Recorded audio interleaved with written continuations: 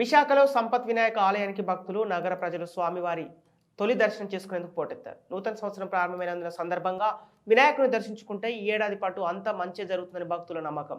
ఈ క్రమంలోనే అధిక సంఖ్యలో భక్తులు, మహిళలు, విద్యార్థులు తరలివచ్చి వినాయకుని దర్శించుకున్నారు. ఇక మరోవైపు నూతన వాహనాలు సైతం ప్రారంభంతో ఆయా ప్రాంతమంతా రద్దీగా మారింది.